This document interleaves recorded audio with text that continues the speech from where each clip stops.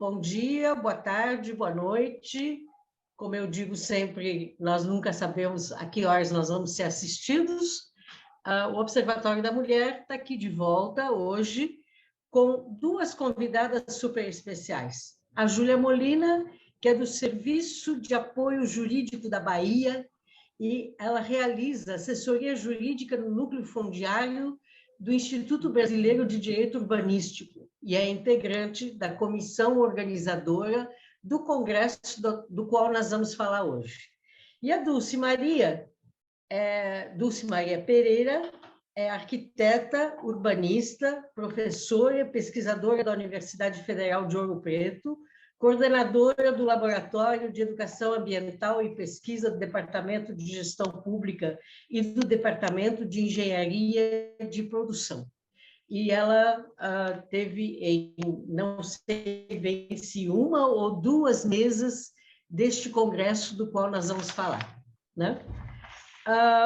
Júlia, a gente poderia começar eventualmente contigo, porque anualmente, parece, ou de cada 2 anos, não sei, mas, enfim, em outubro de 2019, o tema geral deste congresso, do qual nós vamos falar hoje é Direito à Cidade e Política Urbana em Xeque. E já desde 2019, estavam claros os riscos imensos do retrocesso representado pelo governo então eleito. E o primeiro sintoma foi a extinção do Ministério das Cidades, talvez o mais claro golpe, né? Por que raios continuou e por que, me explica, me justifica, por favor, por que na verdade, qual realidade se trabalha hoje em relação às ocupações em Salvador? E por que raios, por que vocês fizeram esse 11º congresso? Júlia? Bom dia, Raquel, bom dia, Dulce. Obrigada pelo convite, é um prazer estar aqui. O Congresso, o IBDU, né, o Instituto Brasileiro de Direito Urbanístico, realiza o Congresso Brasileiro de Direito Urbanístico a cada 2 anos, né, idealmente, óbvio que em condições pandêmicas isso se altera, mas é realizada a cada 2 anos justamente para discutir a conjuntura, as políticas atuais e futuras, refletir sobre o passado e pensar como que a gente vai construir um direito à cidade numa perspectiva englobante, que a gente pense em direito à cidade não somente da maneira imobiliária do direito ao concreto, né, mas que a gente pense no direito à moradia, nos direitos humanos, direito à educação, direito à saúde. Então, o congresso esse ano, né, aconteceu em Salvador. Essa edição, que é a 11ª, eu faço parte da comissão organizadora, né, porque o congresso ainda continua, está no pós-congresso. É a primeira vez que eu estou na comissão organizadora, sou associada ao IBDU e quero deixar saudações a toda a organização do IBDU, a diretoria, na pessoa de Fernanda Costa também. Esse ano, para a gente, tem muita importância por se passar aqui em Salvador, e que é um cenário de disputa constante e que tem se acirrado cada vez mais pelo direito à cidade, né? A gente está falando da cidade mais negra fora de África, então, e que vive um contexto de verdadeiro apartheid. É uma segregação socioespacial muito gritante. E você falou, Dulce, numa mesa, pelo menos na primeira mesa, né, sobre justamente essa segregação racial, né? Você não quer nos contar um pouquinho? Posso sim, Raquel, é um privilégio estar aqui, sempre um privilégio, né? E um privilégio estar com Júlia Molina. O congresso foi muito importante, primeiro porque reuniu um conjunto relevante de pessoas que não só pensam a cidade, mas que pensam a cidade em relação a todo o espaço urbano e os espaços que são tradicionalmente precarizados, escondidos, mas que têm vida e produzem muita riqueza. Você até disse que eu participei de 2 mesas, eu vou te contar a verdade. Eu participei de uma mesa e participei de uma visita técnica. Eu sempre brinco aqui dizendo que a Júlia me fez subir a ladeira da preguiça, aquela onde os escravos morriam por carregar peso, né? E fui a Gamboa, onde eu acho que há um exemplo muito específico dessa disputa, porque, para se imaginar, o que acontece na comunidade da Gamboa é que eles têm uma vista privilegiada, extraordinária para o mar, e há disputa pela vista, querem a desocupação, criar um deslocamento forçado de uma comunidade histórica, praticamente centenária, não é? A Júlia pode dizer, acho que mais do que centenária, e uma comunidade que tem vida e dá vida à cidade, com sua produção, com sua força de trabalho. Então, há uma pressão constante, um policiamento constante para que essa população deixe aquele local. Então, foi sobre isso que nós falamos. E, olha, Raquel, eu tenho um entendimento que nós estamos no século VII a.C., quando houve toda uma construção para a tomada das terras africanas que dizia que negro não era humano, esse processo foi consolidado, né? Se a gente for pensar, por exemplo, que o Kant dizia que há uma hierarquia humana, que os brancos são iluminados, que depois vêm os asiáticos, que não têm imaginação, e, por último, os negros. Então, é preciso que a gente faça uma revisão desses conceitos e entenda que nós estamos fazendo a mesma coisa. Então, o que acontece? Eu justamente falei sobre isso, sobre essa hierarquização e como ela penaliza todos. Por que é que nós temos uma violência absurda no Rio de Janeiro? Não é porque simplesmente as pessoas negras sejam violentas, é que há uma polícia com a tarefa de reduzir o número de negros e isso se espalha pela cidade. Então, há risco para todas e todos e todes, não há risco específico pontual. E, claro, falei da concepção, quer dizer, é preciso, primeiro, que o Brasil reconheça o seu racismo, segundo, que trate dessa doença que é como um câncer invisível ainda, embora haja uma retórica muito mais presente hoje, não é? E nós sabemos disso, você sabe disso, quer dizer, quando nós começamos essas nossas lutas feministas e o movimento negro, nem essa retórica havia. Há uma conquista extraordinária dos movimentos sociais, dos movimentos negros, dos movimentos por habitação, mas, na realidade, a desigualdade no território é aquilo que a Júlia disse, é um apartheid, não é? A gente tem uma cidade construída segundo os conceitos de bem-estar, não é? Precisa da mão de obra, então joga para determinados espaços sem condições as pessoas que vão servir o mundo da riqueza, que é uma parte pequenininha da classe média e as pessoas que têm um maior poder aquisitivo. E essas pessoas, que é tão interessante, Raquel, uma vez um diplomata me disse assim, mas também esse povo ocupa os quilombos que estão no melhor lugar, onde tem água, onde tem minérios. Os outros vão para cima do morro, onde tem a melhor vista, o melhor lugar. Quer dizer, o que a gente pode fazer? Então, é como se essas pessoas que, no momento histórico, foram empurradas para determinados espaços físicos, geográficos, como se elas tivessem culpa de ter acesso à vista, a uma vista privilegiada, ter acesso à água, às fontes de água, e terem acesso à riqueza natural. Então, foi basicamente disso que eu falei, também do compromisso, dizer que nós não temos Estado de Direito, não existe, de fato, Estado de Direito, porque os direitos dessas pessoas são retirados todo dia. A Júlia pode contar, não é, de alguns lugares onde ela levou todo esse grupo, com o presidente do IAB da Bahia, com intelectuais, não é?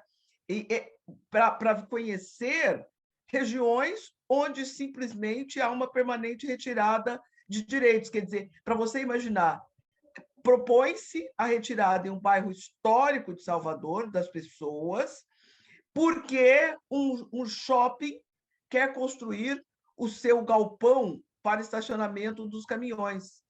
Então, e isso, veja, Salvador tem uma lei, a Júlia explicará melhor, ZEIS, que assegura habitação popular. Essa região está dentro de uma área juridicamente definida como uma ZEIS. E aí a própria prefeitura, que tem esse programa, se propõe a retirar e a demolir casas de forma brutal. Então, foi justamente disso. E quem são essas pessoas?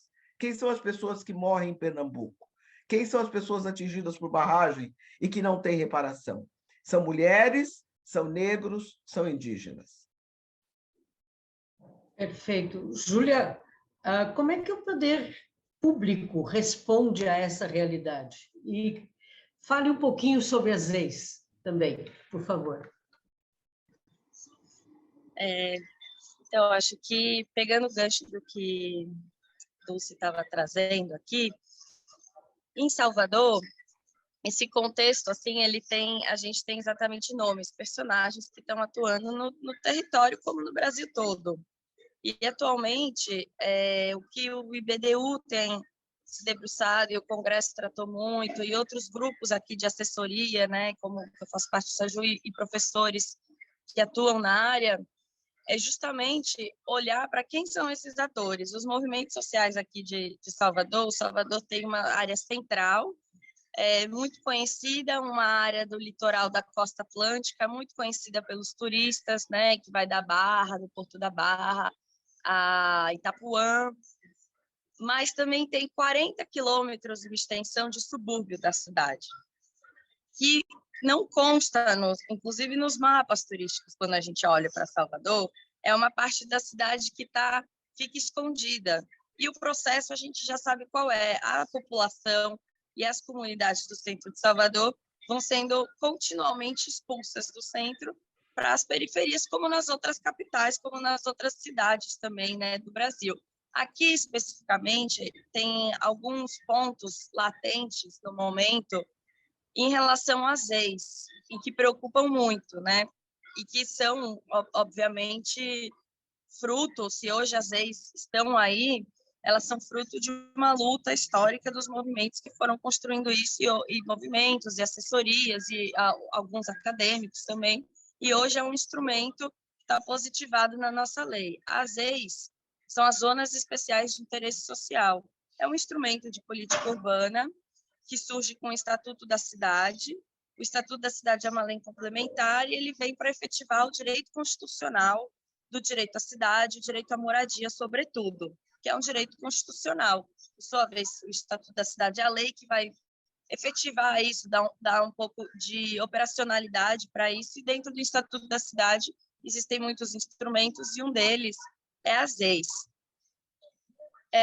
Em linhas gerais, no momento em que ocorre, né, o planejamento urbanístico da cidade e o plano diretor da cidade, são zoneadas determinadas áreas que vão ser essas ZEIs, essas zonas. Existem vários tipos de ZEIs.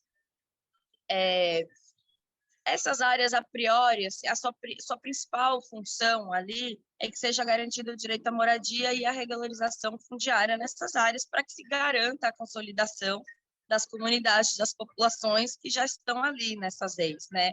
Além disso, a reprodução dos seus modos de vida, da cultura, o desenvolvimento econômico na perspectiva local e popular, né? O desenvolvimento econômico que faça sentido, né? De base, da base da comunidade. Pois bem, como o Dulce trouxe, teve uma caminhada, né?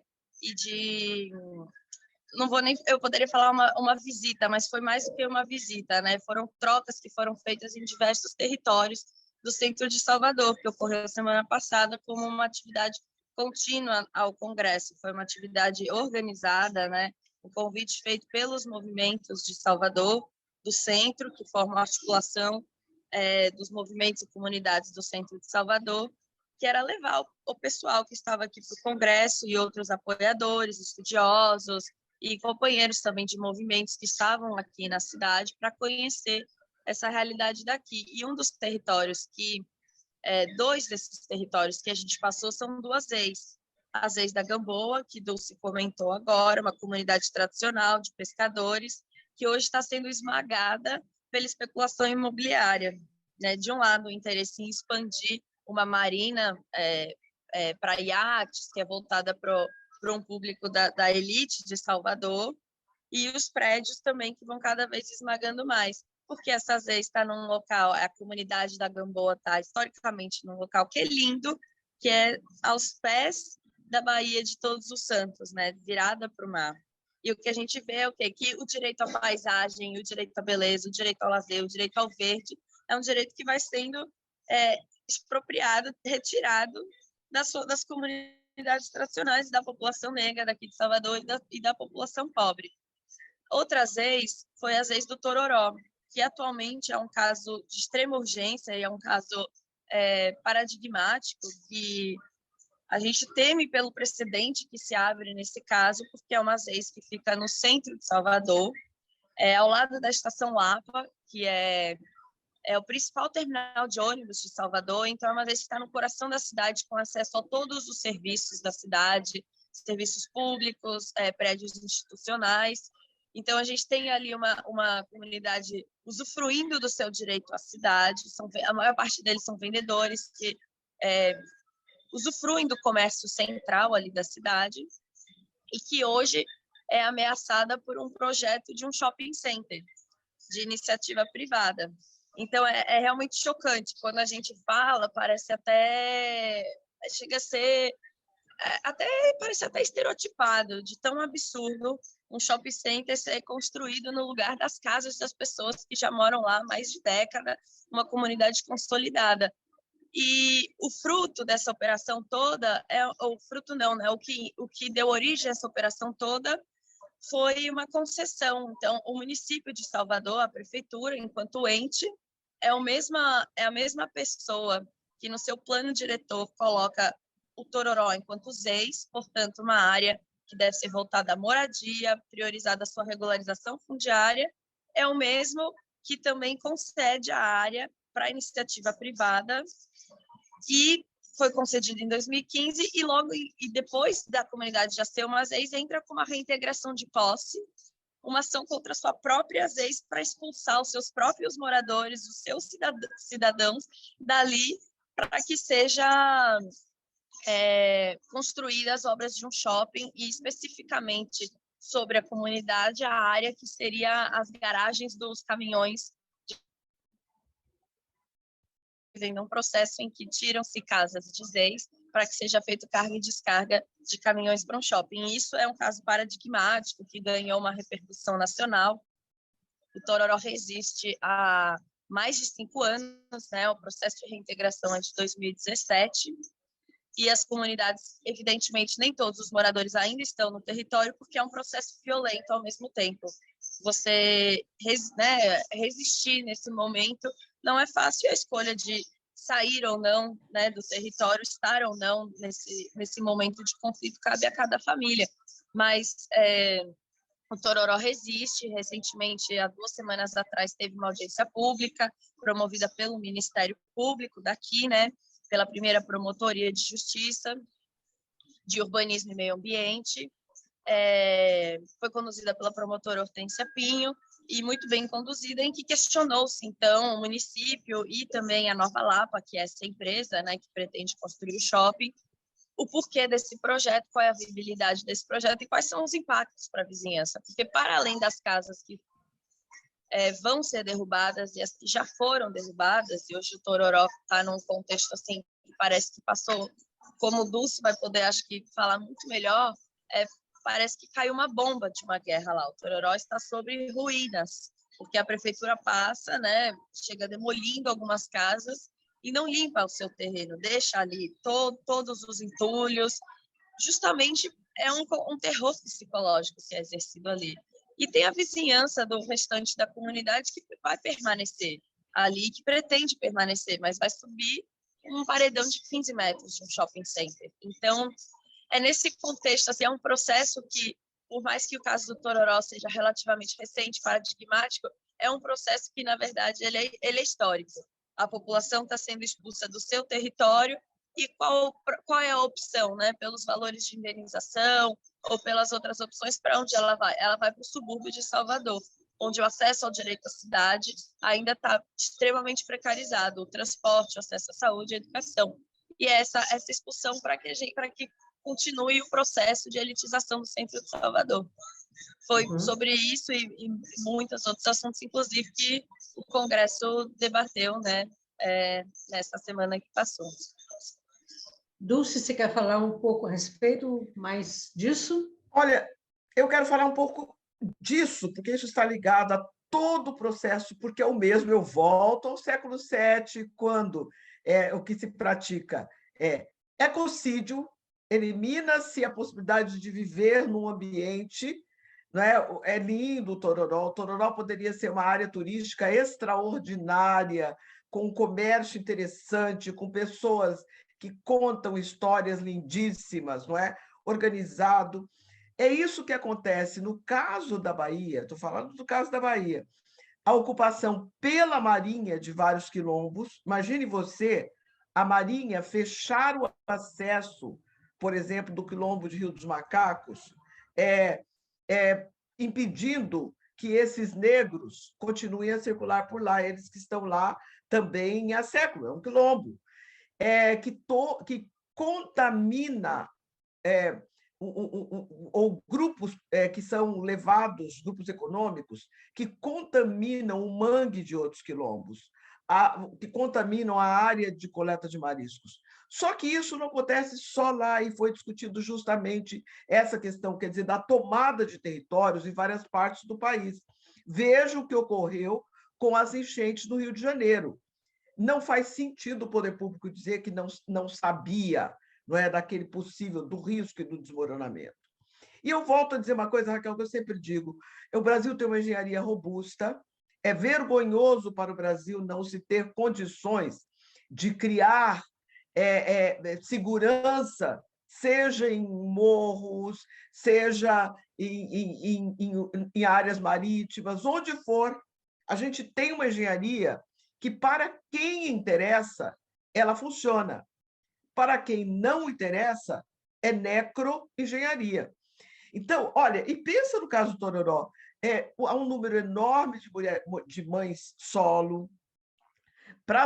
Essas mulheres trabalham, e o interessante é isso, é que é um bairro que tem um pouco mais de autonomia que outros. Não é? Se essas mulheres antes simplesmente serviam a classe média e as pessoas com muito mais poder aquisitivo, eles têm uma rede muito mais organizada hoje, principalmente comércio, alimentação e tudo mais, não é?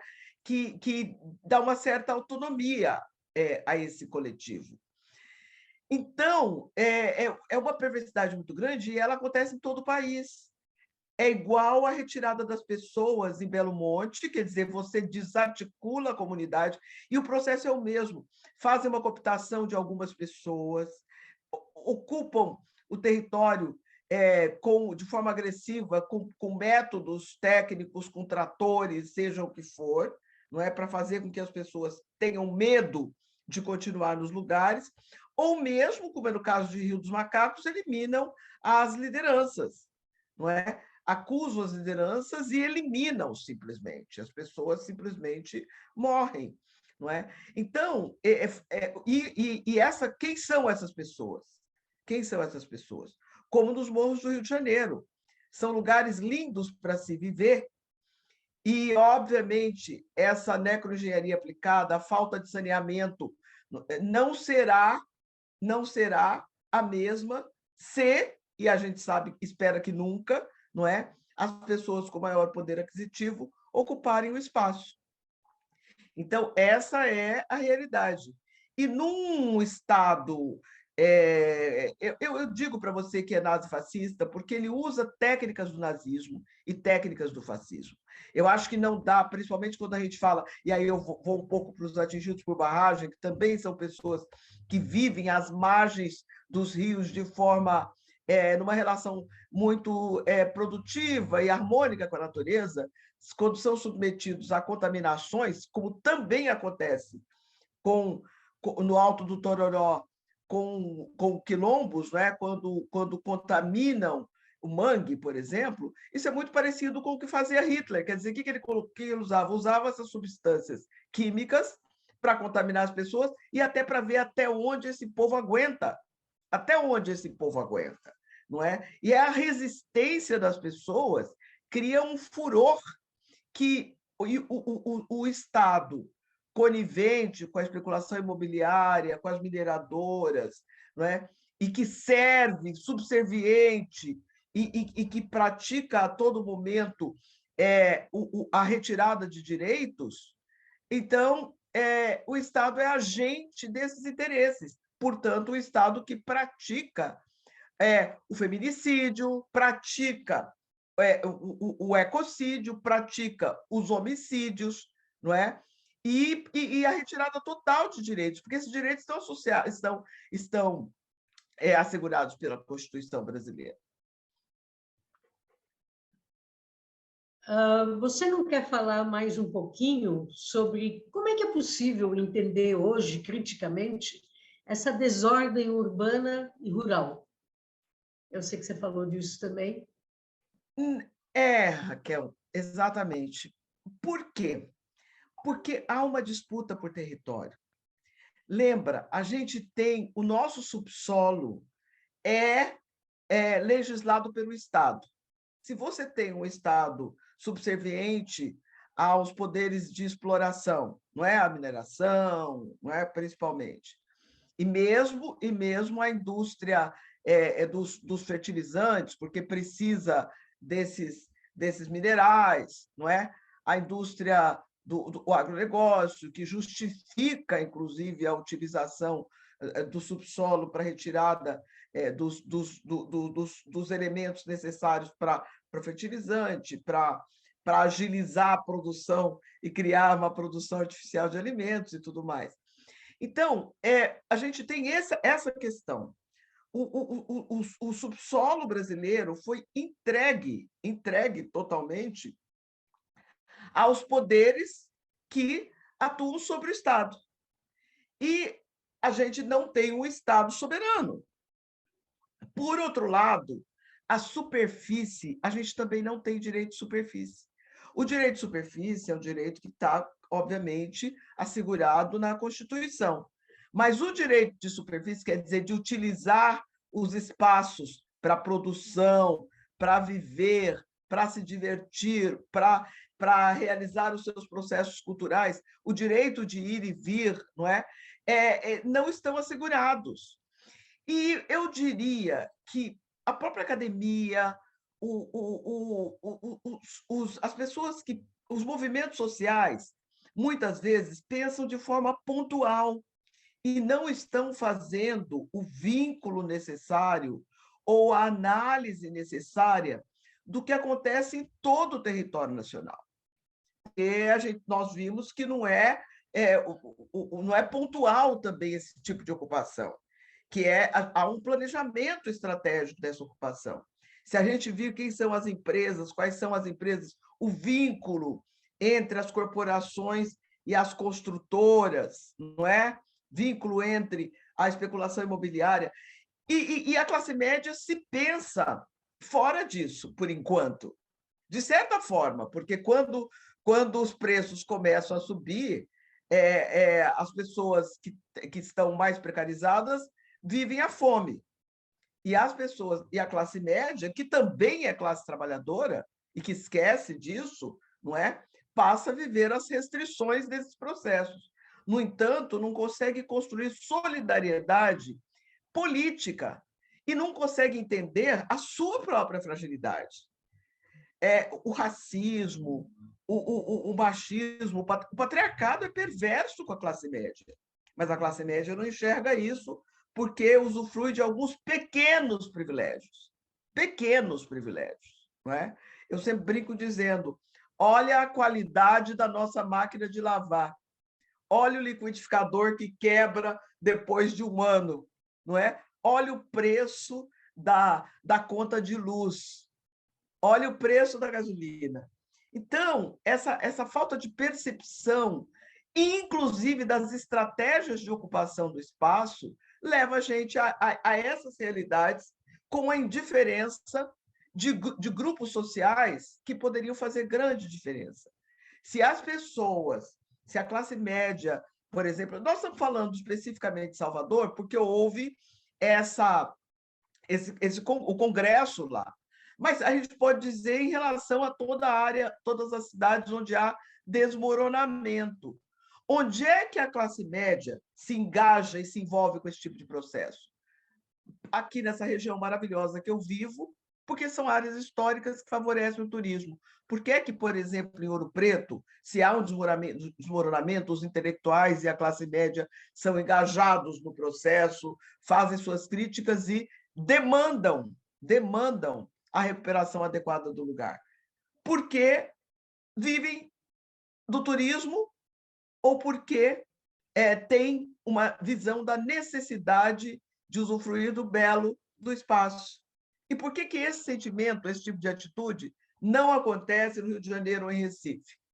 Em Recife, é como se as pessoas fossem culpadas por morar onde moram, como é na Amazônia, não é?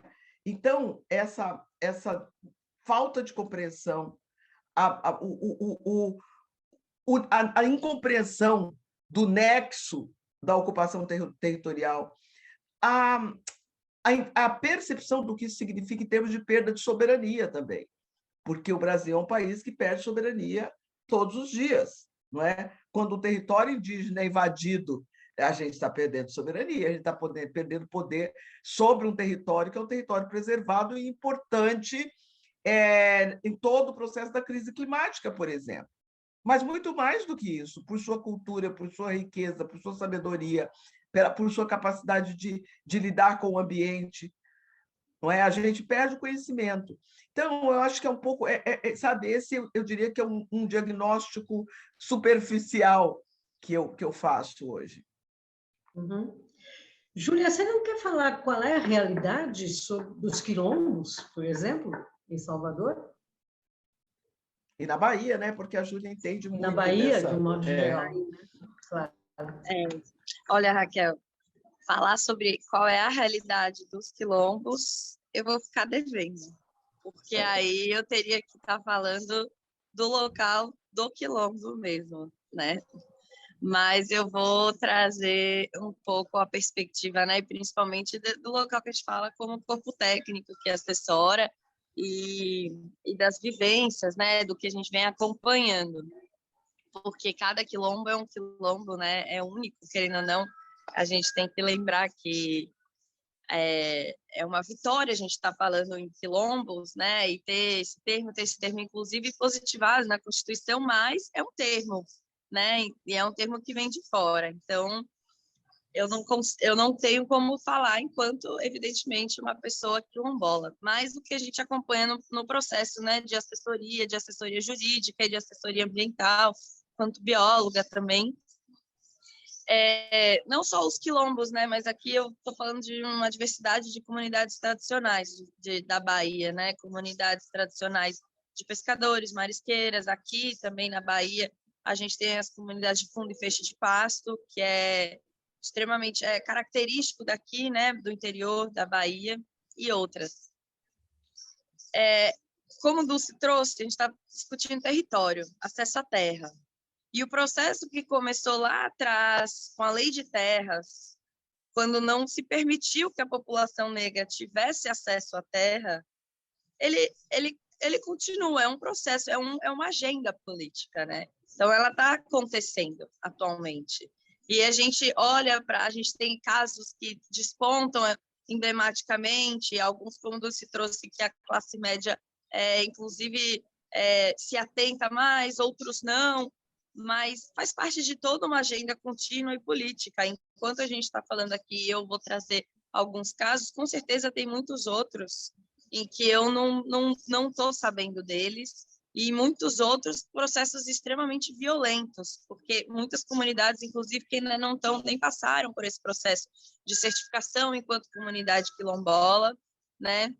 E aí, começando daí, do campo, né, do campo formal, jurídico, a garantia dos direitos do território quilombola, no campo jurídico, técnico, ele tem essa porta, né, esse início, que é primeiro com a organização coletiva em torno de uma associação, de uma outra entidade coletiva, né, que possa representar a comunidade ali, que vai se autodeterminar enquanto quilombola. Isso já é uma vitória.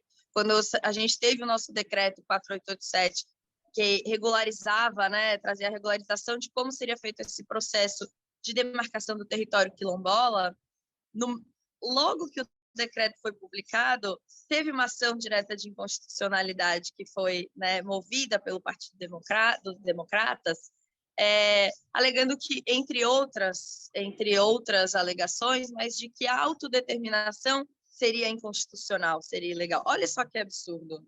Então, a tentativa de negar às populações que se autodeterminassem, aos povos, enquanto tradicionais e quilombolas, que pudessem falar de sua própria tradição, de sua própria história. Senão, as comunidades vão falar, então quem vai falar? Eu vou falar? Eu não. Quem, então, é essa pessoa que vai falar? Ninguém vai falar. E era isso que se queria com essa ação, que, felizmente, né, no STF, não reconheceu essa ação, não foi procedente, então o decreto continua em vigor e constitucional, mas a gente vê que, a todo momento, um avanço que a gente tem em termos jurídicos positivados, vem também uma reação, né, dos grupos que não estão interessados que essa luta continue ou que essa luta avance, porque a gente está, afinal de contas, falando de terra, de território. Então, quando a gente está falando de terra, a gente está falando de todos os bens naturais, ou pode ser chamados também recursos naturais, né? Toda palavra tem essa ideologia por trás, mas quando a gente está falando de terra, a gente está falando de todos esses bens, a gente está falando da água, dos bens naturais. Então, quando coloca isso em disputa, a gente vê que, na medida que a certificação das comunidades na Fundação Cultural Palmares, ou seja, elas se reconheciam enquanto territórios quilombolas, as coisas iam caminhando, mas quando a gente toca no assunto terra, passa a demarcar o território, e tem um decreto que vem regularizar isso, depois vem decretos estaduais regularizando isso, aí a questão fica ainda mais acirrada, porque aí a gente está lidando com todos esses outros grupos, né, principalmente com uma bancada ruralista, predominante hoje no nosso Congresso, e que vai reagir, né?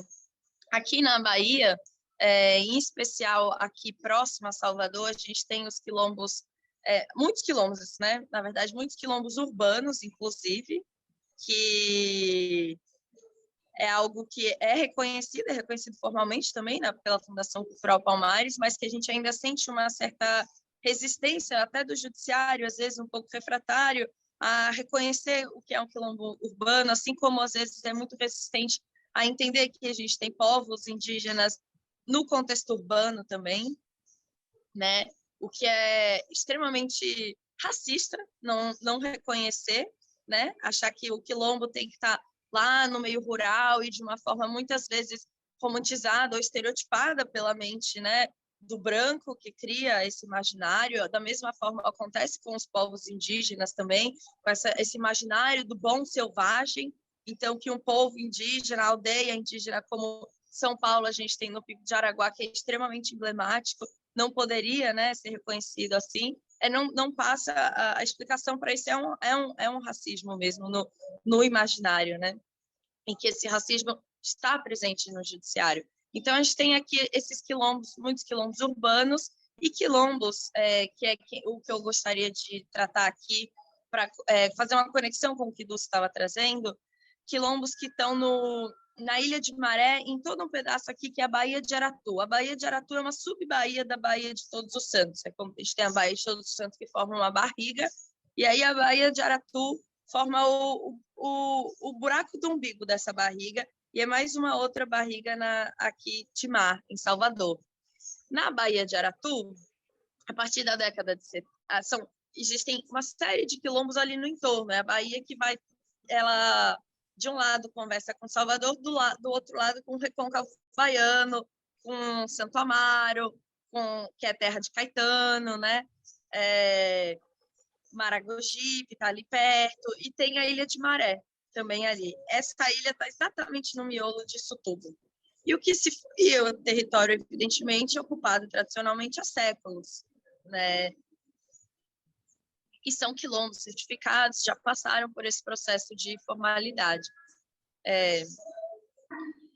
Na década de 70, inicia-se um processo, né, de suposto desenvolvimento industrial e instala-se um complexo industrial ali nesse polo, né, que vai formando um complexo industrial do polo de Aratu e agora o porto de Aratu também, que também vem desde essa época e que, por incrível que pareça, era um porto que vinha operando sem licenciamento ambiental. O processo de licenciamento do porto de Aratu, um dos maiores portos do Brasil, não sei dizer se não é o maior, mas com certeza deve estar entre os 5 maiores portos de Aratu.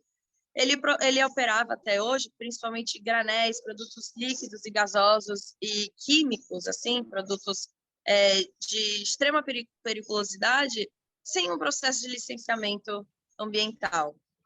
Então, a gente tem, ao mesmo tempo, uma passividade também institucional dos institutos, dos órgãos ambientais, uma passividade do Estado, que acaba atuando ali como uma secretaria despachante dos interesses industriais, e ele se instala ali no território quilombola e vai se expandindo. Atualmente, a situação é uma das áreas mais contaminadas do mundo por contaminantes químicos, né?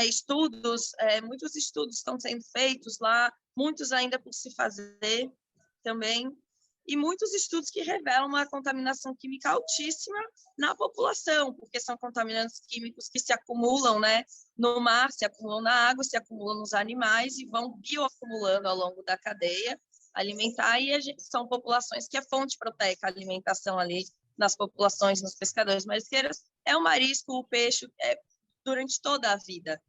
Então, são as populações que estão ingerindo ao longo de toda a sua vida e ao longo de gerações também. Isso, as crianças, e cada vez mais, elas vão crescendo, e quando têm seus filhos, eles também passam a ingerir esse alimento que está contaminado.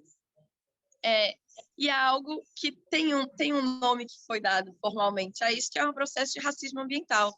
Então, a população que está sendo continuamente, né? A população, na verdade, não é nem a maneira assim que expressa melhor. Estou falando de povos ali, né? Existe uma unidade de comunidades que estão sendo continuamente expulsas do seu território. Atualmente, a gente tem o quilombo da Boca do Rio, que está sofrendo uma pressão de expansão, né, de industrial ali atualmente, né, processos um atrás do outro de reintegração de posse para um quilombo certificado, para que eles retirem-se do seu local, para que a indústria química avance sobre o seu local. Só que quando a gente não está se perdendo apenas a casa, o teto, o chão.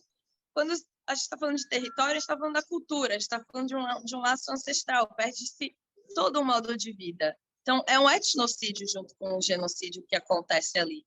Perde-se uma cultura total. Então, a gente tem ali, nessa área da Baía de Aratu, por exemplo, o quilombo da Boca do Rio, quilombos na Ilha de Maré, o quilombo do Alto do Tororó também, que fica em São Tomé de Paripe, que aí é na parte continental, em Salvador, mas também de frente para a Boca do Rio, todos ali, né, nas vizinhanças do Porto de Aratu e desse polo industrial que se forma ali em torno, entre Salvador, município de Candeias, e que vão, por um lado, expandindo suas plantas industriais, né?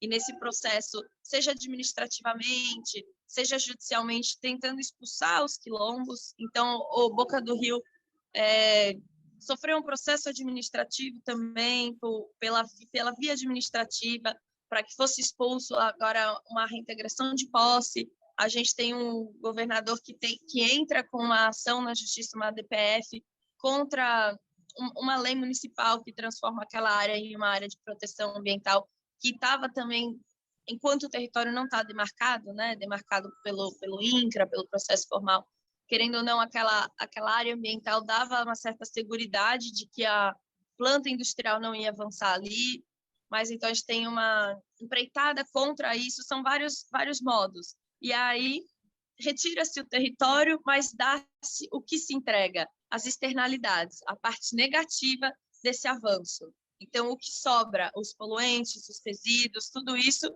isso é entregue. Isso é continuamente entregue em territórios negros. Isso eu estou falando aqui do território da Bahia, de Salvador, mas a gente está aqui diante de uma das maiores especialistas no mundo sobre esse assunto.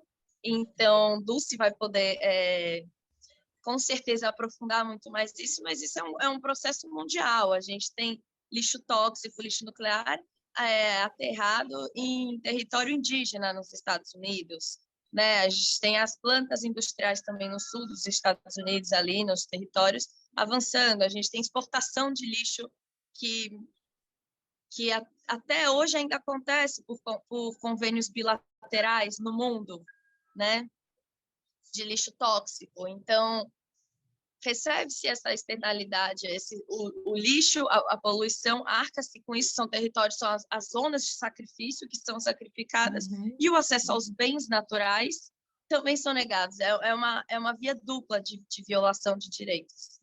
E aí aqui eu citei o Quilombo da Boca do Rio, né, de Ilha de Maré, mas são muitos outros com processos muito análogos. Por vezes aqui é o polo industrial, mas também é o avanço na região do Mato Piba, ali, né, que se forma também uma fronteira latifundiária lá, ali de agricultura, também uma outra frente de violação de direitos, que são conquistados historicamente, porque são as pessoas, né, as famílias que chegaram nesse território antes de do homem branco, mas também estão positivados na Constituição. Se a questão é papel, também está positivado. Agora é como trazer a efetividade desse papel, como dialogar com o nosso judiciário para que também seja eficiente nesse sentido, né? É um dos desafios também da assessoria jurídica. Perfeito. Mauro, você quer aparecer? E Dulce, você quer falar um pouco mais sobre racismo ambiental e sobre em que resultou esse Congresso de Direito Urbano? Olha, eu vou falar primeiro do resultado do Congresso, Raquel. Eu acho que esse Congresso foi um divisor de águas. E eu te diria um pouco também, há um movimento interessante, eu fiquei muito impressionada ontem participando da 13ª Bienal Internacional de São Paulo, que trouxe de forma profunda e ouvindo os vários setores sobre essas desigualdades e sobre essa perversidade mesmo, e tratando de forma mais profunda. E eu diria que o Congresso tratou das bases teóricas dessa desordem, das bases ideológicas dessa desordem, das bases epistemológicas dessa desordem. Então, eu acho que isso nós precisamos disso, porque o fato, a existência do fato do racismo ambiental, do exercício do racismo pelo Estado, o exercício do racismo pela sociedade, de certa forma está incorporado e consolidado, os conceitos estão consolidados, a percepção é uma percepção que se expande.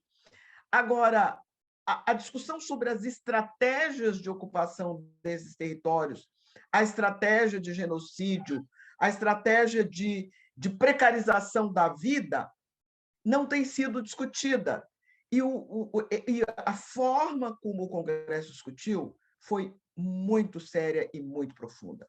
Inclusive, a identificação da prevaricação dos agentes do Estado, quer dizer, como é que o agente do Estado não cumpre o seu papel, e como os órgãos de justiça também, pela visão individual, não cumpre o seu papel.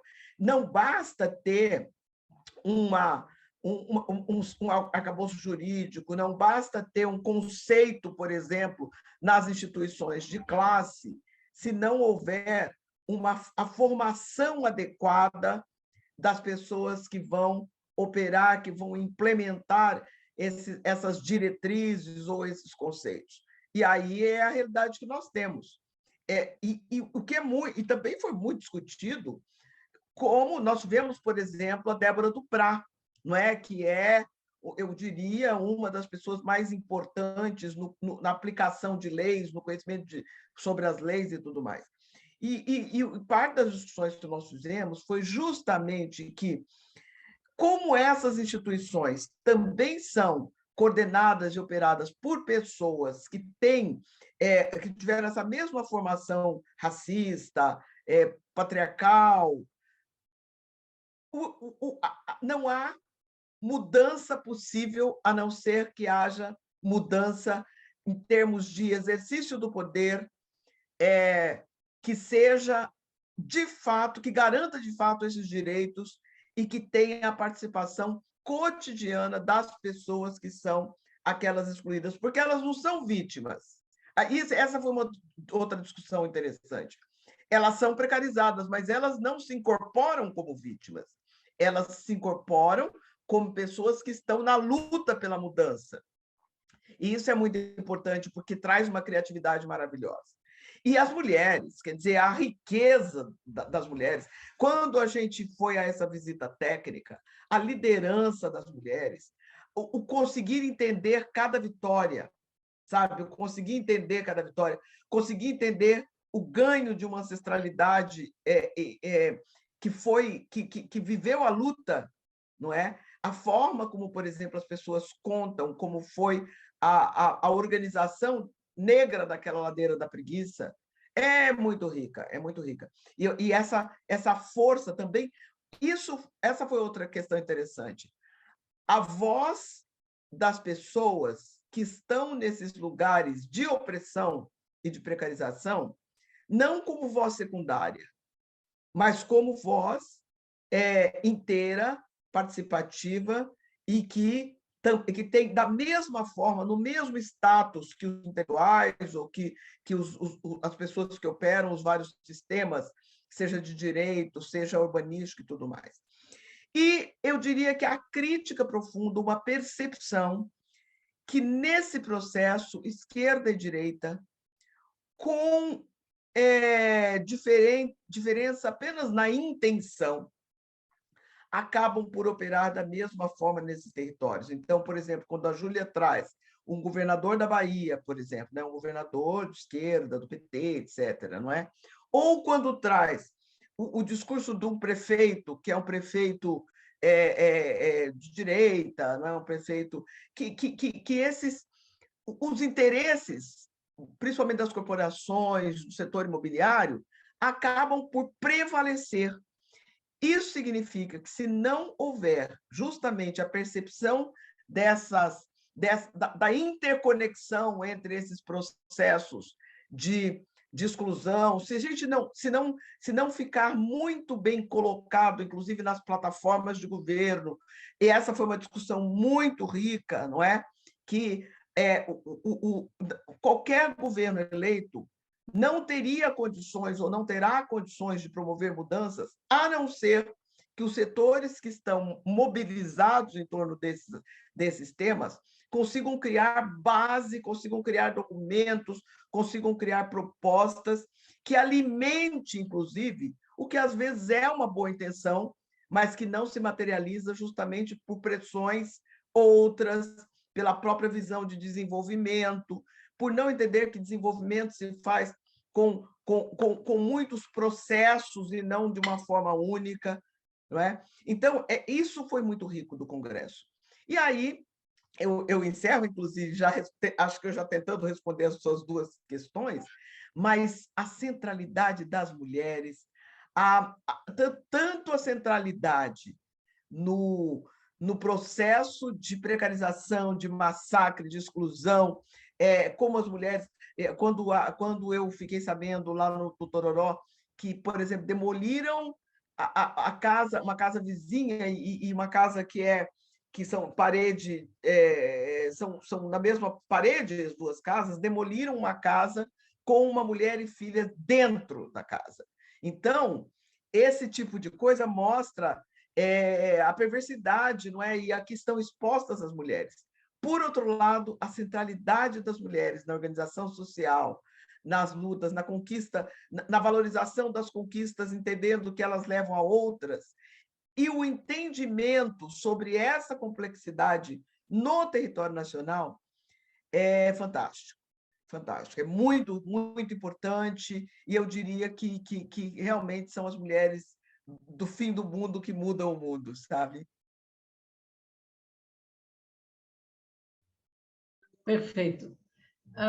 O nosso programa, infelizmente, termina antes da hora, mas já durou uma hora. E vocês querem dizer tchau, por favor? Olha, eu Vocês só querem se diria que despedir? foi um privilégio, é sempre um privilégio estar aqui, é sempre um privilégio estar com você, Raquel, uma feminista tão importante no cenário, eu digo no cenário cósmico, porque essas construções são construções que as que são feitas aqui se expandem, não é? E acho que principalmente no feminismo há uma incorporação dos processos, dos métodos, da solidariedade, sobretudo. E com Júlia, que é brilhante, de uma responsabilidade imensa e uma pessoa que investe na mudança cotidiana. Júlia sabe, Raquel, nós que somos assim um pouco mais, que somos mais antigas na luta, não é? Encontrar mulheres jovens com a força e com a capacidade de entendimento e com uma energia para a ação, para a intervenção, é muito rico e, sem dúvida alguma, valoriza a nossa trajetória. Perfeito. Júlia, você quer se despedir? Hoje eu vou dormir sorrindo, né? Depois dessa, eu tô muito generosa. E eu agradeço muito. Eu acho que, inclusive, esse convite, a generosidade de Dulce também trazer, né, em dialogar com territórios, outros estados, com outras pesquisadoras, militantes, lideranças comunitárias, e sempre trazer as pessoas para contarem as suas histórias ou para contarem as suas trajetórias e os seus trabalhos também. Agradecer o convite, Raquel, porque isso, da mesma maneira, né, eu faço as mesmas palavras, mas da mesma maneira que a gente talvez tenha essa honra e essa responsabilidade de trazer essa esperança, né, a geração que de certa forma antecedeu, mas não são gerações muito próximas, né? Estamos aqui, mas também nos inspira estar ao lado de referências, né, de mulheres como vocês, é o que também inspira as mulheres que estão, seja nas assessorias, seja na academia, mas eu acho que posso dizer também, enquanto movimento também, e inspira também as lideranças de que é necessário continuar. Então, caiu aqui a minha.